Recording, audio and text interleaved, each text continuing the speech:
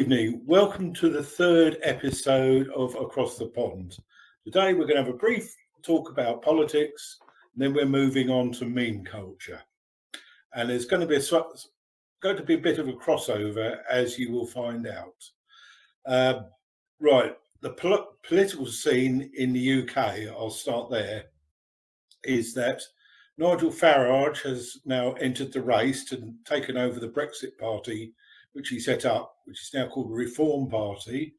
Him doing that was enough for the Reform Party to draw level with the Conservatives in the polls, and probably slightly ahead so far with about 3 weeks to go or 2 weeks to go. So, and the Tories are now, short word for Conservatives, are facing annihilation. Now, there's a couple of interesting things that it's got Steve Bannon's fingerprints all over it.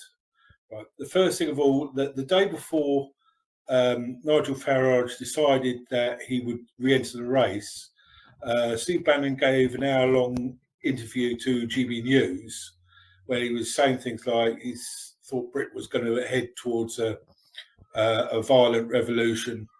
Now, that's not original. I've heard other people saying that as well, and a few other things which might have well encouraged Nigel Farage to stand. The second thing there, I haven't seen it yet, the manifesto came out today, and it's called Contract with Britain, or Contract with You, or one of those things, which looks like... Sounds familiar. Yeah, they did something like that a while back with Newt Gingrich when he was in Congress. The Contract with America, I believe it's called. I was just gonna mention that. So he set up so there's sort of an echo, and it'd be stupid to say that Steve Bannon isn't helping, because he does some whistle-stop tours of all the right-wing leaders around, populist leaders around Europe and that. So yeah, the hand of Bannon is definitely there. And so far, I mean, it's usual election campaigns, except now if Reform gain something like another 5 or 6 points, then the Tories can get annihilated. Now, I think people will start leaving Labour for Reform. The ones that want the Tories gone, who probably voted for them before, but don't like Labour, and some of them are going to Liberal Democrats. Some of the Tory voters, when they realise that the Reform voters is gaining momentum, are going to probably jump ship, and say, well, throw in with the Reform Party. But I think if they get to about the 25% level, I think the Reform Party will flip to from attacking the Conservatives to attacking Labour. And I could see them just hammering them with wedge issues, whether that's things like, whether they say, Nigel Farage might say something, I'm 100% behind biological definitions for women, and see which way the opposition leader is going to jump on it, or I'm 100% in favour of Israel, to see what that will really put the cat in amongst the pigeons, especially as the conflict in Gaza is still going on. So that's a real hot potato for Labour. So I can see Farage doing that. So yeah, I can see Farage going for wedge issues, and the establishment, the media, and that hating it and calling him names as you go on. Now this is where I'll probably lead on to memes, because the other thing is Nigel Farage is utilising memes quite well, or little videos on TikToks, pictures, etc. But before we go on to memes, have you got anything to add about American politics? Well, the debate between Trump and Biden is apparently still on, and they're not even ruling out RFK Jr. being able to qualify, although I don't expect that they're actually going to let him get on the stage. I know they don't want him there. Now, whether or not they won't be able to avoid, like if he meets all their criteria, they may have to let him show up. But I know they don't want him to, and they're probably going to do whatever they can to keep him from doing it. And we've got, led by Democrats, we've got people filing lawsuits, especially I think in Nevada recently, to keep the Greens off of the ballot. It's probably going to be Jill Stein leading the Greens. So once again, we've got the Democrat Party being anything but democratic. And I think they're even trying to pass something in Congress. Of course, it's going to be phrased as election integrity, or they're going to try to put it in that pigeonhole. But all it is making it more difficult for independents and third parties to get on the ballot. That's all that's about. Yeah, it's only a proper democracy if we win, so to speak. Yeah, I heard about the the Trump-Biden debate, and the question they brought up about it was that it's supposed to be an hour and a half long, and Biden's supposed to remain on his feet for an hour and a half. Question whether he'll be able to manage that. I don't know how bad he is, but it could be an issue. Well, even with the what was it, the State of the Union, that was briefer than usual for a president to speak. I think that was like maybe 45 minutes or something like that, all told. And that's been like the longest speech or whatever that he's given that I'm aware of in quite some time. So yeah, it's going to be interesting to see if he can hold up for that long. Given the video clips and the things that have been coming out of the G7 and all of that, yeah, he's definitely not in a good place. Now, whether they can wake him up enough to do the debate, I hate to even call it a debate. It's not going to be one. It'd be interesting if Robert Kennedy Jr. is there, because that's what I'd like to see, because him and Trump both seem to agree what the problem is, but have different ideas on the solutions to an extent. That's what I see, but I'd like to see that. But anyway, carry on. Oh, it would definitely make things more interesting. And it would probably work in Biden's favor just by reducing the amount of time that he has to talk. Because anytime that happens, you know a gaffe is coming. It's inevitable. He's going to say something stupid. He's going to say something unintelligible. He's just going to go hisher, fisher, or whatever. And then you got that running online for the next week or whatever. Yeah, so Trump. It would definitely help Biden more in that respect. Yeah, Trump's going to take the mickey, don't you? He will. He should. He absolutely should. That's his best bet. Get Biden riled up and just have him go, off script, and he's bound to say something absolutely preposterous. That would definitely work in Trump's favor. If I was his advisor, I would definitely be saying to do that. Get him mad, get him confused, whatever. Just knock him off of his game plan and leave the rest up to Biden, because he will definitely shoot himself in the foot like several times.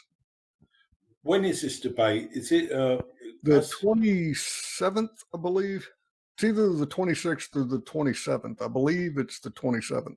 Of this month or next month? Yes, this month. Oh, that should be interesting. Yeah, it's like a week away. Yeah, I was working out the numbers in my head. Yeah, something like that. Anyway, take it on to memes. There's a couple of things I want to say about meme, and probably why the establishment fear them.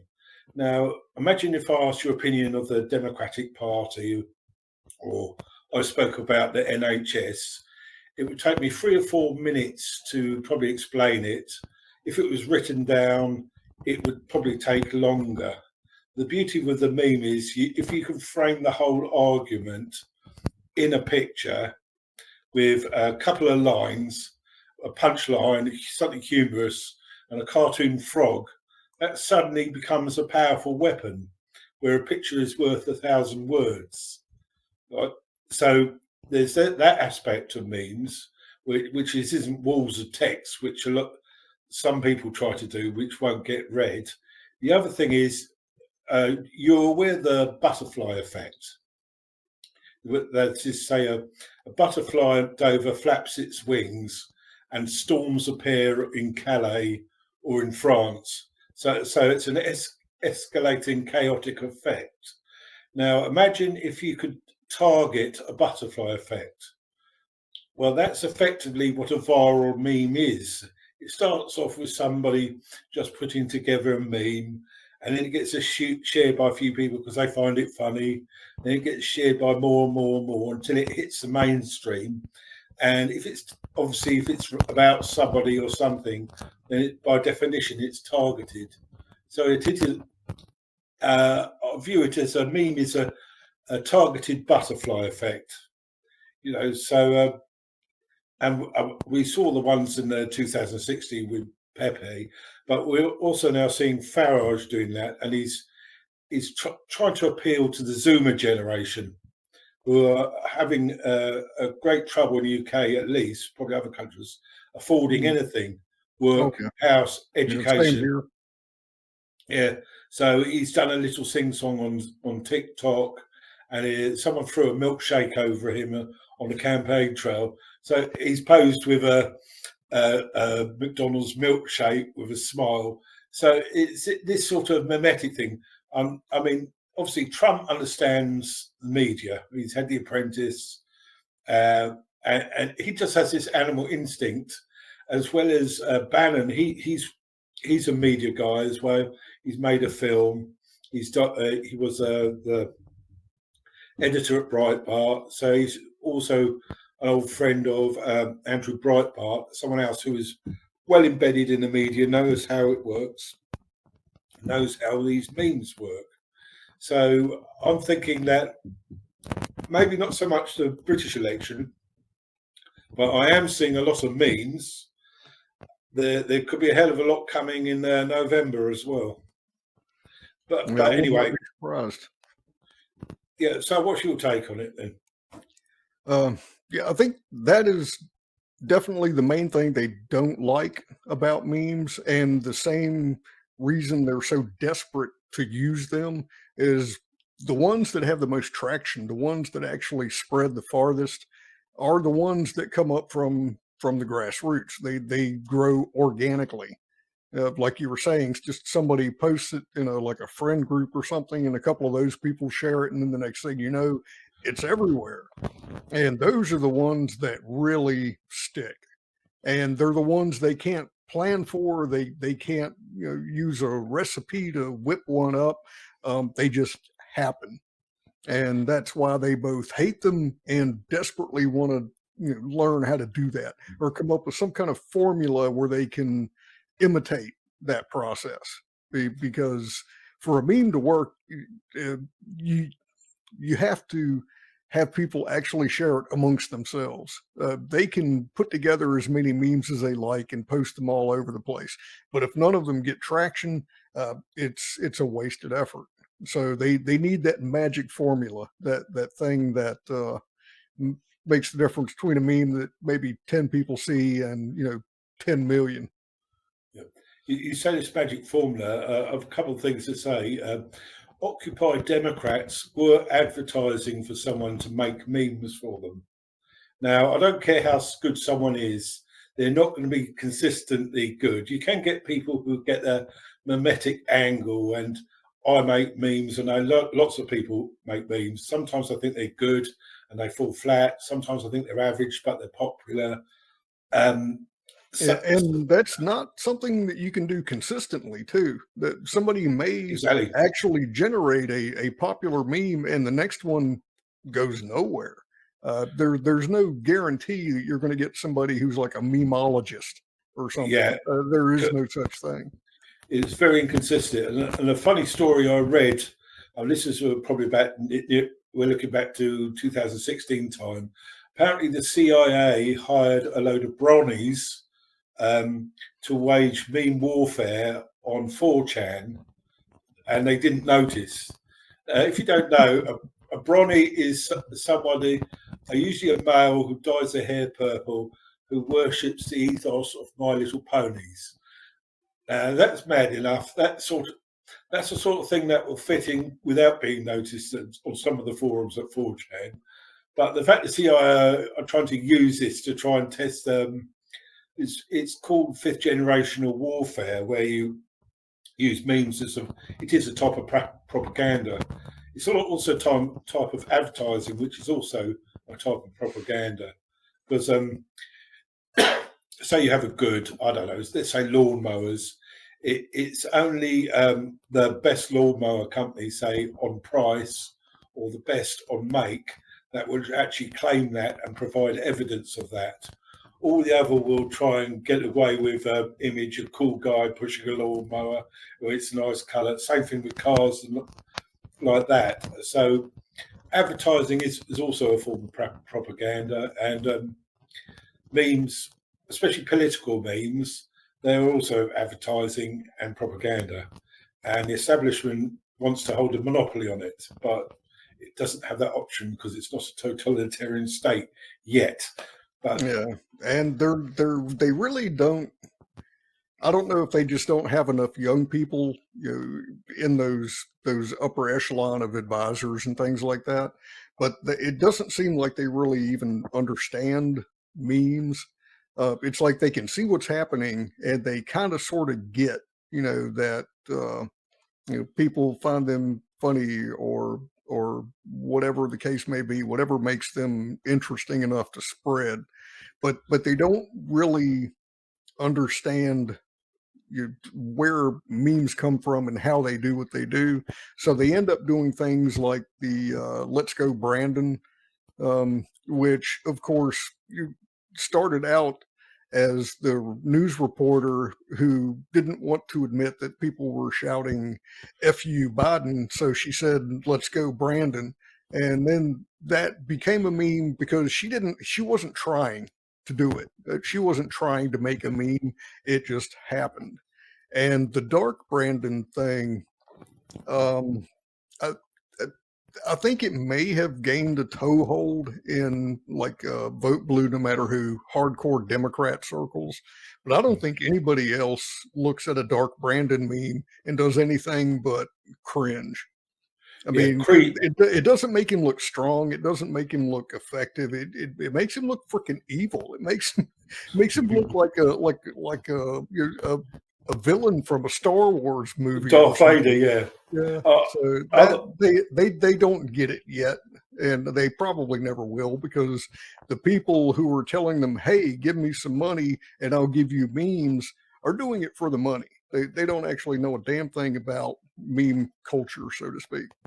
Yeah, and a lot of the best memes that rise up from the bottom up contain a humorous element. Oh, absolutely. And it's not the sort of like if you call Democrats moonbats or Republicans Republicans or whatever nicknames you call them,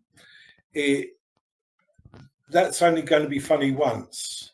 You can't repeat that. It's spam, monotonous, boring. So it has to have. That's why the memes that work are the ones that sentence across the top, punchline across the bottom, where you have a joke. So you're not only sending a political opinion or about anything, you're also making someone laugh in a positive way about it, because they usually have a fall guy in there, which is usually the Wojak character, if you're familiar with. I've heard that phrase, but I'm not sure exactly what it is. He was a counterpoint to Pepe a lot of the time. He was the bald guy who, and they had the NPC character. Which yeah, that I'm familiar with.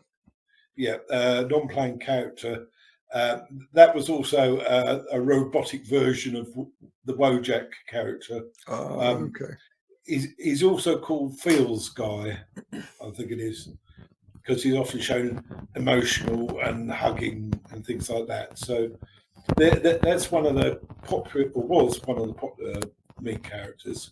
And now that you mention it, I think that might be one of the reasons they're having such a hard time grasping how to do memes, because to them, their entire world, all of their plans, all of their theories revolve around repetition. Tell a lie and tell it often enough, and eventually people believe it. So that's what they know. That's the formula that they're familiar with.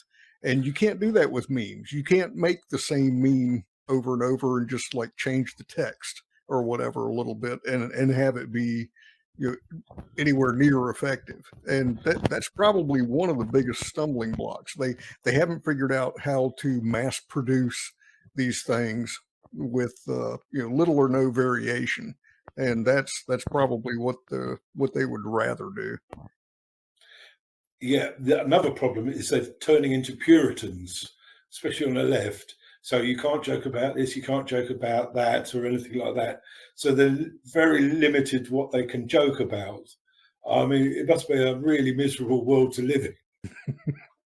Yeah, oh, I can only imagine. I mean, one reason I like the meme culture, it makes me laugh. It puts a smile on my face during the day. Even anyone can make memes, and I think of the crowd we hang with, I think virtually everyone's made me laugh at some point or another. And now with AI, you could create whatever image you want. You don't have to be an expert at Paint Shop or anything like that. You just talk the image into the image creator, then you upload the image into Image Flip or one of these meme generators, punch in the sentences, and you're away. I've already done that with a few of them, and you've also got these meme sites, as I just mentioned, where you go on and you get the template, you've got the things you want to say, you just add them in 2 to 4 sentences, and you're away. So it's easy enough for anyone to use, which is another reason that the establishment with their experts don't like it. Yeah. Oh yeah. Anything that is accessible to everybody is going to drive them crazy because if they don't have control, it drives them nuts. They don't know what to do if they don't have literally hands-on control of something. And speaking of which, that reminds me of TikTok. And there's a thing going around TikTok now, apparently. I've never had a TikTok account. Sometimes I feel like I'm missing out. Most of the time, it's like, no, I don't think so. Seems to be more of a younger generation's thing. I'll leave it to them. But I saw a compilation of video clips, people like on their cell phones, and their friend would be walking by camera with like a drink in their hand or whatever, and they'd say, "Hey, do the Biden," and they would stop and like squat down a little bit and put their zombie hands out and start looking around like they didn't know where they were. And it was like clip after clip of different people, apparently unrelated people, all doing the "Hey, do the Biden," and then one or even a whole room full of people would start acting like Biden. And that I consider a meme. I don't know if you would. I mean, it's not a static image with text, but I would consider that at least meme-ish because it's sort of in the same category. If it can be shared, then yeah, it's a meme. It can travel from one person's mind to the other. What I'll add here, if people watching this are interested in meme culture or its political uses, there's it's about 8-year-old video on YouTube by someone called Emperor Lemon. I will put that link to that below, but it's really about memes, how to make memes, and how Donald Trump used memes to get elected. It's about half an hour, 35 minutes long. It's not a political thing, it's about memes, but it's well worth watching. But I'll put that in the links below this video. Good deal. Anything else? No, I think that's probably about it. We've already talked about like Netanyahu's visit last time and stuff like that. There's nothing new on that frontier. Yeah. There's really nothing much now except for the wait and see as far as the party conventions and the debate and stuff like that. We've got the British and we've got the French election coming up as well. So it's a case of all the fans are going. We're just waiting for the shit to start hitting them. Yeah, pretty much. Okay. All right. Bye. All right. Have a good one. Yeah.